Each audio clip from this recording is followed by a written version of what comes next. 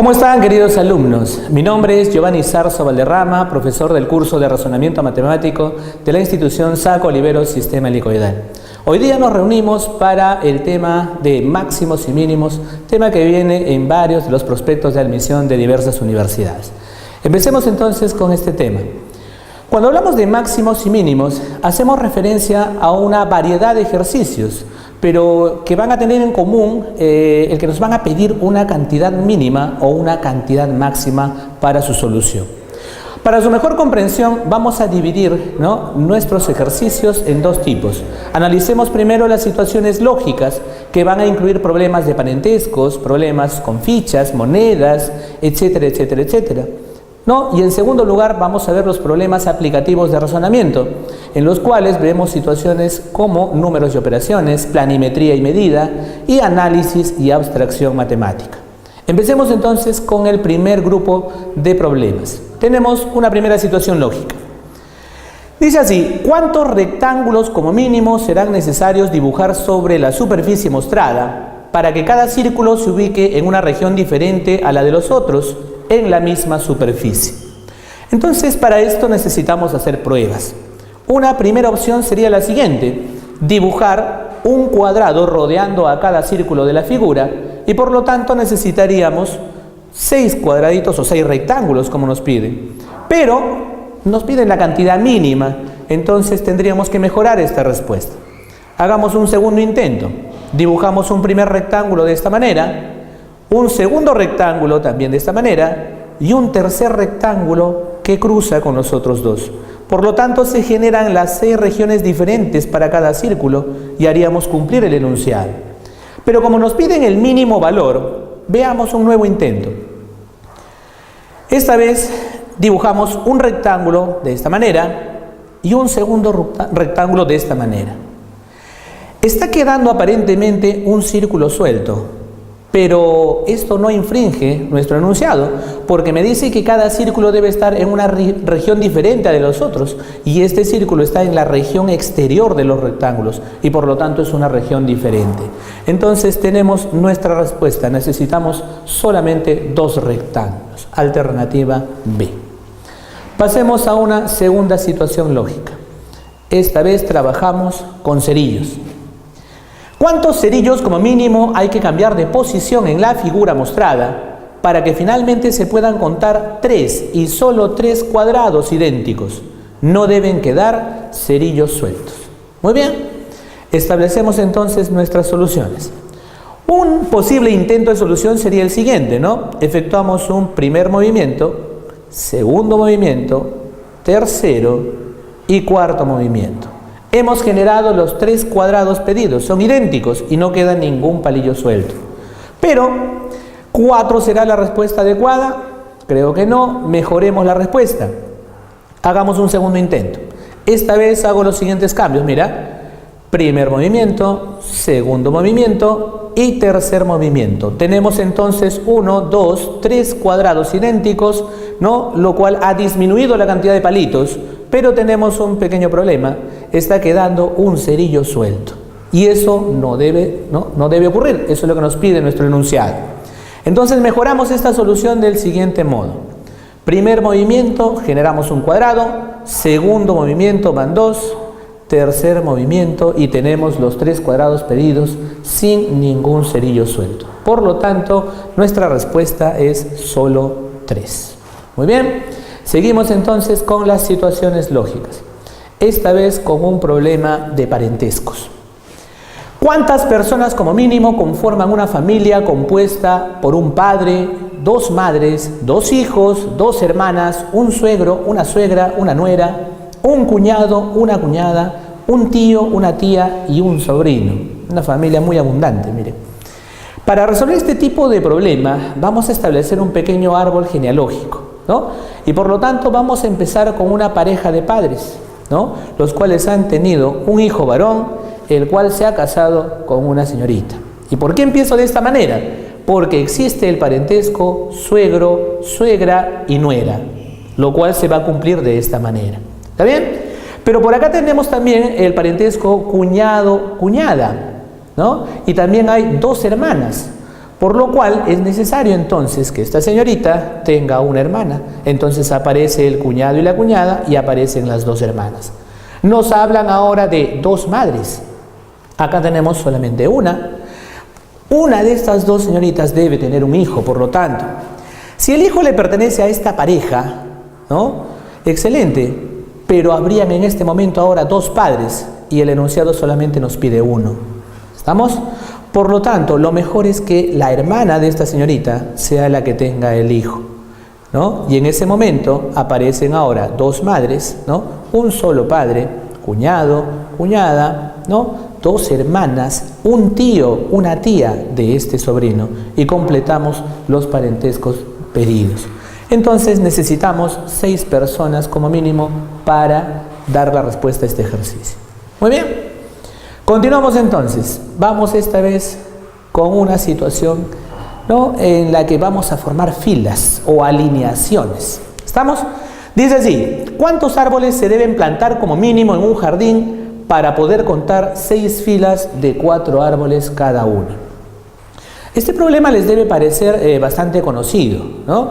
Se han planteado varias respuestas para esta situación. Una de ellas, por ejemplo, va por el siguiente camino, ¿no? Establecer 10 árboles formando una estrella de 5 puntas y tenemos las 5 primeras filas de 4 árboles cada una. Pero como nos piden 6 filas, agregaríamos, por ejemplo, 2 árboles más y formaríamos la 6ª fila de 4. En este caso tendríamos un total de 12 árboles para dar la respuesta al ejercicio. Pero eso es una primera solución que ya se maneja hace bastante tiempo. Hay una segunda solución también que se propone en varios libros, ¿no?, y que nos muestra la estrella de David, ¿no?, famosa figurita que tiene 6 filas de 4 árboles cada una, ¿sí? Pero esto de aquí también nos muestra 12 árboles como respuesta, ¿no? A nosotros nos están pidiendo el mínimo número de árboles para dar la respuesta a este problema. Nosotros proponemos la siguiente solución. Distribuimos este grupo de árboles del siguiente modo y ahora vamos a poder contar las 6 filas pedidas, ¿no? Van 3 y 3 más, tenemos las 6 filas de 4 árboles cada una, pero a diferencia de las 2 respuestas anteriores, esta vez solamente estamos necesitando 11 árboles y por lo tanto cumplimos la condición de tener el valor mínimo. Damos como respuesta para este ejercicio 11. Muy bien, una situación lógica más para luego pasar ya a los problemas aplicativos. Veamos. Para su próxima siembra, Pedro quería alquilar una yunta por una semana, pero como no tenía dinero, ofreció al dueño de los bueyes pagarle con una cadena de finísima plata compuesta por 7 eslabones. El dueño accedió, pero con la condición de que se le pague diariamente con un eslabón de dicha cadena. Si Pedro realizó el menor número de cortes en la cadena para cumplir con el trato, ¿cuál fue ese mínimo número? ¿Está bien? Esta es una situación en la que nosotros vamos a tener que razonar bastante. ¿Está bien? Obviamente daremos varias posibles soluciones. Una posible solución sería la siguiente, ¿no? Establecer 7 cortes, ¿no?, 1 en cada eslabón, y tendríamos los 7 eslabones separados, ¿no?, y sería necesario pagar un eslabón cada día y cumplimos con el trato. Pero estaríamos dando una respuesta de abrir 7 eslabones, lo cual para nada va a ser algo mínimo. Una segunda solución, mejorando la primera, tendría que ser la siguiente, por ejemplo, ¿no? Solamente abrimos 3 eslabones, los eslabones intermedios. Esta vez también podemos separar los 7 eslabones con 4 eslabones cerrados y 3 abiertos, ¿no? Por lo menos ya hemos mejorado y hemos minimizado la cantidad de cortes, solamente 3 a comparación de estos 7. Pero ¿habrá manera de llegar a una mínima respuesta, ¿no?, menor a 3? Claro que sí. Si razonamos, nosotros podemos trabajar del siguiente modo, ¿no? Vamos a hacer un solo corte. Profe, ¿a qué nivel? Vamos a cortar a nivel del tercer eslabón, contando desde un extremo. ¿Está bien? Hacemos ese corte y ¿qué va a ocurrir? Vamos a poder separar ese eslabón que hemos cortado y por otro lado van a quedar 2 eslabones sueltos y por aquí, 2 eslabones unidos y 4 eslabones por el otro lado. Tenemos entonces 3 trozos diferentes. Profe, pero la condición dice que cada día se debe pagar con un eslabón. Pero ¿cómo vamos a efectuar el pago entonces? Lo hacemos de la siguiente manera.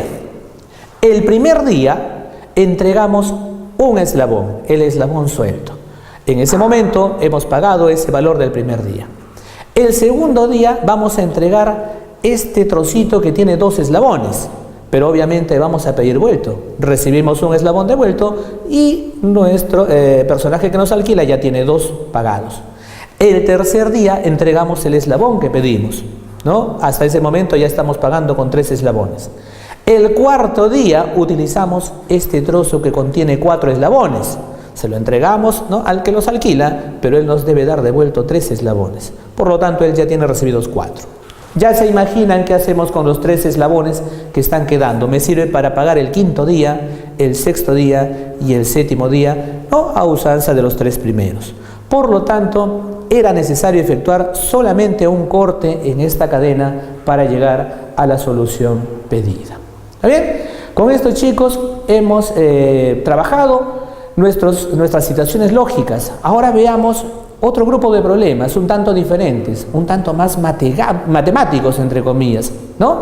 Y empecemos con nuestros problemas aplicativos de razonamiento. Esta vez vemos números y operaciones. Dice así: para asumir una plaza en el curso de razonamiento matemático, 40 profesores rindieron 2 pruebas sucesivas. Si 17 profesores aprobaron la primera prueba y 29 la segunda prueba, halla la diferencia entre el máximo y el mínimo número de profesores que pudieron haber aprobado ambas pruebas. Muy bien, ya es una situación un tanto diferente. Veamos la solución. Tiene que ver con una distribución de grupos, conjuntos. Por lo tanto, establecemos una gráfica. Ponemos un rectángulo mayor que va a representar a nuestros 40 personajes, a nuestros 40 profesores que rindieron la prueba. Tenemos un primer grupo, los que aprobaron la primera prueba, que son 17. El segundo grupo aprobaron la segunda prueba, son 29, ¿no? Obviamente aquí en la zona central se ubicarán aquellos profesores que aprobaron tanto la primera como la segunda prueba. Nos piden buscar el valor máximo y mínimo de esta zona o de esta región. Empecemos buscando entonces el valor máximo. Para esto, los 17 profesores que han aprobado la primera prueba deberían también haber aprobado la segunda. Por lo tanto, esta zona externa quedaría vacía y cumplimos con la condición de que debe haber 17 en el conjunto primero. Para completar los 29 del segundo grupo, colocamos a 12 profesores en este lugar. Profe, pero son 29 nada más y son 40 en total, lo cual implica que en la región exterior tenemos a 11 profesores que no aprobaron ninguna de las pruebas. Esto nos da la cantidad máxima de profesores, 17 como respuesta. Vamos ahora en busca del valor mínimo. Empezamos con la misma gráfica, pero esta vez busquemos este valor.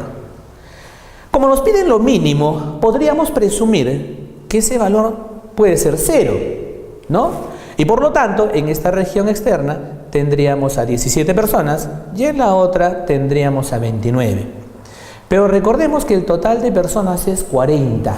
Si nosotros efectuamos la suma en este momento, 29 más 17 nos da un total de 46 profesores, lo cual no puede ser porque tenemos un máximo de 40. Por lo tanto, 0 no puede ser esa cantidad mínima. ¿Cuál deberá ser esa cantidad mínima? Al nosotros comparar 46 con 40 había un exceso de 6. Por lo tanto, es más probable que esos 6 estén incluidos en esta zona. Y por lo tanto, ahora completamos 17. Aquí deben ir 11. Para 29, aquí deben ir 23. Si hacemos la suma, llegamos al total de 40 y por lo tanto, esta zona externa quedaría vacía. Tenemos entonces el valor mínimo de profesores. Ahora resumiendo, los profesores que aprobaron ambas pruebas, el máximo número es 17, el mínimo número es 6, nos están pidiendo la diferencia. La diferencia viene a ser 11, la alternativa E. Un problema diferente ahora, muchachos. ¿Está bien? Veamos ahora, jóvenes, un problema de planimetría y medida, para aquellos que les encanta un poco la geometría o el razonamiento geométrico. En un triángulo isósceles ABC, AB es igual a BC, se prolonga el lado AC hasta un punto D. De modo que AD es igual a AB. Si el ángulo ADB toma su mínimo valor entero, determine el valor entero del ángulo ABC. Muy bien. Para esto, obviamente, tenemos que graficar, ¿no? Esa es la base de la planimetría. Empecemos entonces. Nos hablan de un triángulo isósceles ABC con AB igual a BC. Tenemos entonces aquí nuestra gráfica. Lo marcamos de esta manera para decir que estos lados son iguales. Muy bien. Ahora dice, el lado AC se prolonga hasta un punto D. Tenemos entonces la prolongación hasta un punto D. Profe, ¿pero hasta dónde? Bueno, de tal manera que el segmento AD con el AB deban tener la misma longitud. Entonces también marcamos con el mismo símbolo porque AB tiene la misma medida. Ahí tenemos entonces. Ahora me dicen que el ángulo ADB toma su mínimo valor entero. El ángulo ADB habrá que formarlo. Es este ángulo que está por aquí y toma su mínimo valor entero. De acuerdo a esto nos están pidiendo hallar el valor del ángulo ABC. Le ponemos X para tener ya nuestra gráfica. Aprovechemos ahora lo conocido acerca de la geometría y de los triángulos sobre todo. Tenemos en primer lugar el triángulo ABD, que es un triángulo isósceles, y por lo tanto el ángulo B con el ángulo D deben tener la misma medida. Le ponemos un valor teta. Vamos a agregar también al ángulo CBD un valor alfa. ¿Bien? Notamos también que el triángulo ABC es isósceles y por ende estos dos ángulos de la base tienen que ser iguales. Y además, por ser un ángulo exterior para el triángulo CBD, el valor de este ángulo debe ser alfa más teta. Muy bien, tenemos ya ahí nuestras incógnitas, nuestras variables. Empecemos ahora con los cálculos entonces. Veamos el primer triángulo, el triángulo ABD. En este triángulo ABD sabemos que la suma de ángulos internos debe ser 180. Teta más alfa más teta. 3 teta más alfa nos da 180 grados. De aquí despejamos el valor de alfa, 180 menos 3 teta como primera relación. Veamos ahora otro triángulo, el triángulo ABC. Notamos que el triángulo ABC es un triángulo isósceles. Y por lo tanto este ángulo alfa más teta tiene que ser menor de 90 grados. Ustedes dirán, ¿por qué? Imagínense por un momento que ambos sean 90 grados. Al momento de sumar tendríamos 90 más 90, 180 grados. Completamos la suma interna de los ángulos y nuestro valor de X sería 0. Nuestra gráfica no tendría sentido. Y por ende nos damos cuenta que este ángulo alfa más teta debe ser menor que 90 grados. Muy bien, entonces reemplazamos la primera en la segunda relación, ¿no? Y tenemos 180 menos 3 teta más teta menor que 90 grados. Entonces, de donde deducimos que el valor de teta debe ser mayor que 45 grados. Como nos piden el valor mínimo, decimos el valor mínimo mayor que 45 será 46. Lo reemplazamos en la primera expresión y encontramos el valor de alfa que es 42. ¿Para qué queremos teta y alfa? Notamos en la figura que nuestro ángulo X es una diferencia, el ángulo teta menos el ángulo alfa. 46 menos 42, tenemos 4 grados como respuesta para este ejercicio. ¿Está bien? Continuamos ahora con una situación de análisis y abstracción, ¿no? Veamos, esta pregunta también es bastante conocida y siempre viene en los exámenes de admisión. Calcule el valor máximo de la expresión R. R es igual a 35 entre x cuadrado menos 6x más 19. Muy bien. Para encontrar el valor máximo de R, ¿no? Para encontrar el valor máximo de R, notamos que R es una división. 35 entre una cierta expresión, una cierta cantidad.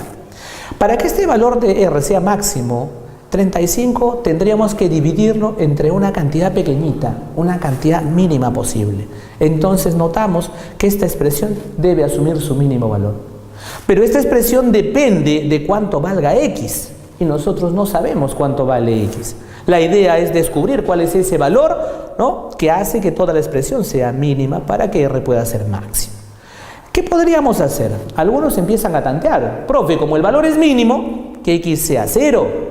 Otros dicen 1, otros 2, otros de repente piensan menos 1, menos 2, porque es más pequeño, profe.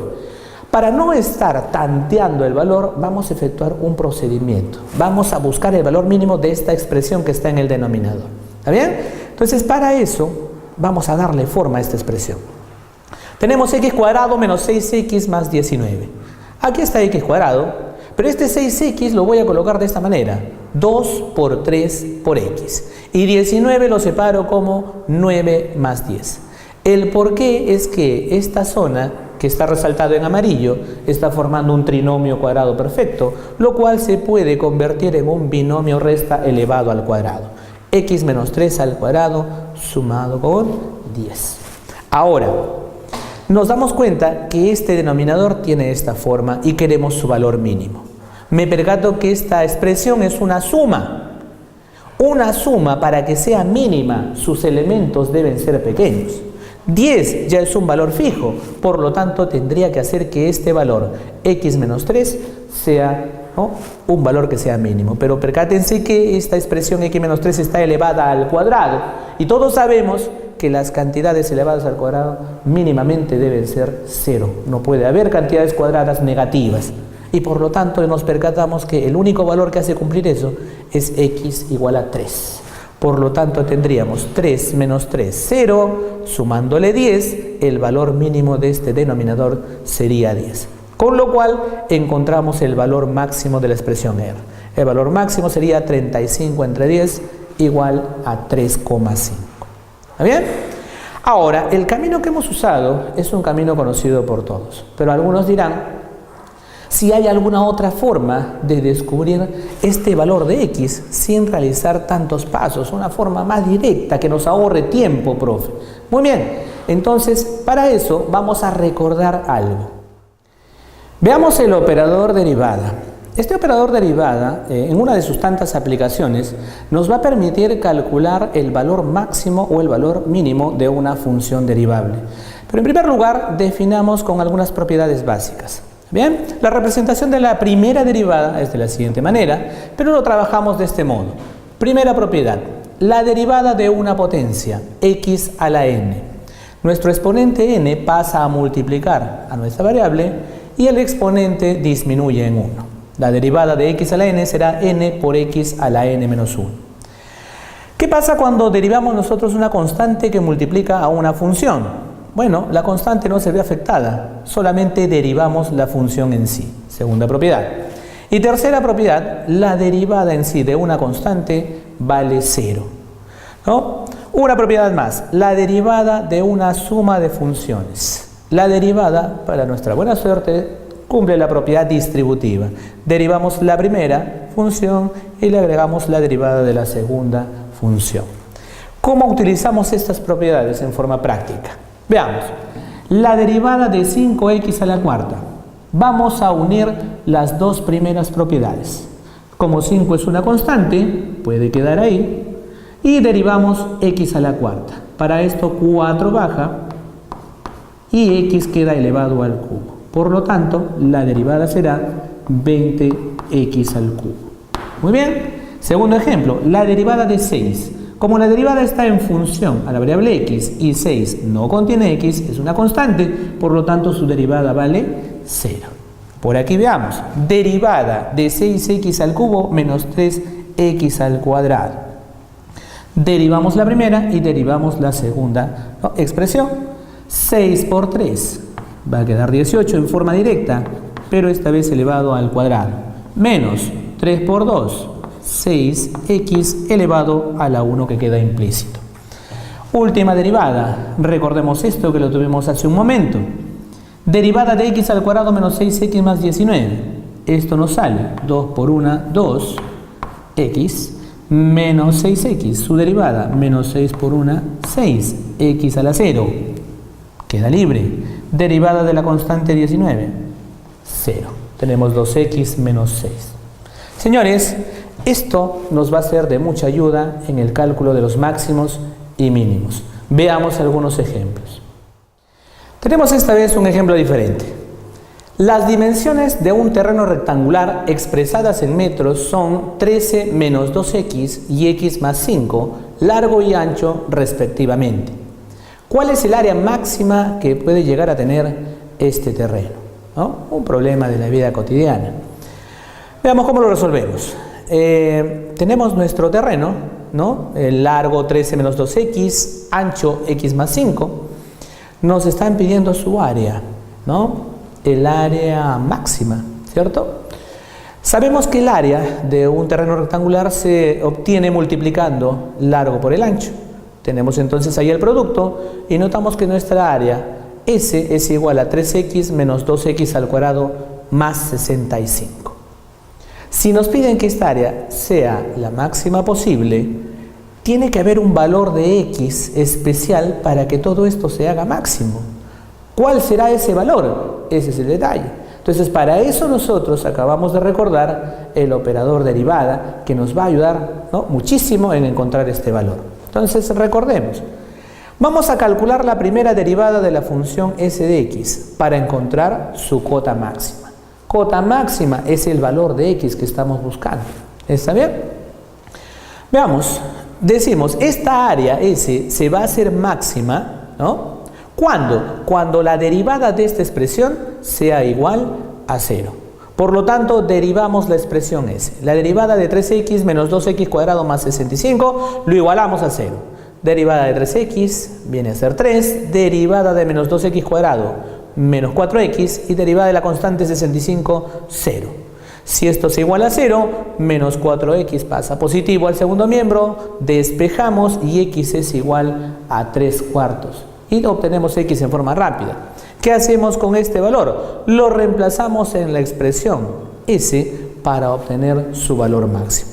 Y por lo tanto, el área máxima, ¿no?, será de la siguiente manera. 3 multiplicado por 3/4 menos 2 por 3/4 elevado al cuadrado más 65. Efectuamos las operaciones adecuadas y tenemos nuestra respuesta 66,125 metros cuadrados. Se percataron que el operador derivada hace que el cálculo de ese valor de x sea práctico. Si nosotros hubiésemos querido completar cuadrados en esta expresión, el trabajo hubiese sido un poco más amplio y por lo tanto más tedioso, y en un examen de admisión la idea es que nosotros ahorremos tiempo. Por eso hacemos uso del operador derivada. Muy bien, veamos otro ejemplo. Un espejo que tenía forma de un cuadrado de 80 centímetros de lado se ha roto por una esquina según una recta. Uno de los trozos tiene forma de triángulo rectángulo de catetos 40 y 30 centímetros. Halle el área del espejo rectangular de superficie máxima que se puede recortar del otro trozo, de modo que los bordes del nuevo espejo sean paralelos a los del primitivo. Muy bien. Un problema de corte geométrico. Veamos entonces, ¿no?, cómo lo resolvemos. Nos hablan de un espejo que tenía forma de un cuadrado, 80 centímetros de lado. Ahí está nuestro cuadrado inicial. Nos dicen que se ha roto este espejo en una esquina según una recta. Entonces imaginamos que es de esta manera. Se rompió, entonces tenemos dos trozos. Dicen que uno de los trozos tiene forma de triángulo rectángulo, por ahí lo tenemos, de catetos 40 y 32 centímetros, ¿no? Y dice que de este otro trozo nosotros debemos cortar un espejo de área máxima posible, ¿está bien? Pero cuyos lados deben ser paralelos a los del espejo original. Por lo tanto, nosotros graficamos de la siguiente manera. Este es el nuevo espejo que tendríamos, recortado de ese trozo que quedaba. Queremos que el área de este espejo nuevo sea un área máxima. Vamos a representarla con A. Busquemos entonces sus lados ahora. Notamos entonces que aquí tenemos un pequeño triángulo, que se percatarán que va a ser semejante al triángulo que está aquí en color celeste. ¿Por qué? Por el paralelismo que tienen sus elementos. Entonces, al ser semejantes, los lados del triángulo amarillo tendrán que ser proporcionales a los lados del triángulo celeste. Notamos que aquí 32 y 40 pueden ser simplificados. Sacamos octava 4, octava 5, es decir, estos lados del triángulo pequeño serán proporcionales a 4 y a 5. Lo marcamos de esa manera, 4K y 5K. Como teníamos esta longitud 40, notamos que esta longitud inferior también deberá ser 40 para completar 80. La superior, todo el lado era 80, pero como aquí tenemos 4K, esto tendrá que ser la resta, 80 menos 4K. Tenemos entonces ya la altura, 40 más 5K, y la base que viene a ser 80 menos 4K. Para hallar el área, multiplicamos base por altura. Ahí está, 80 menos 4K por 5K más 40. Nuestra área queda expresada de la siguiente manera: 3200 menos 20K cuadrado más 240K. Queremos que el área sea máxima. Hace un momento, ¿no?, hemos aplicado algo similar. Esta área está en función al valor de K. Tenemos una función diferenciable. Le podemos aplicar entonces el operador derivado. El área será máxima cuando la derivada de la expresión A sea igual a 0. Derivamos entonces para la función, para la variable K. Derivada de 3200 menos 20K cuadrado más 240K, igualamos a 0. Tenemos derivada 0, 40K, 240, igualando a 0, nuestra constante vale 6. Y por lo tanto, al momento de reemplazar en la expresión A, tendremos el área máxima que se nos está pidiendo. Entonces, muchachos, tenemos como respuesta 3.920 centímetros cuadrados, lo que nos pedían como área máxima. Nos damos cuenta, muchachos, que el tema de máximos y mínimos es muy importante. Espero que estos problemitas que se han mostrado les sea de mucha ayuda y notan también que aquí en Saco Oliveros, con nuestro sistema helicoidal, lo difícil lo hacemos fácil. Éxitos.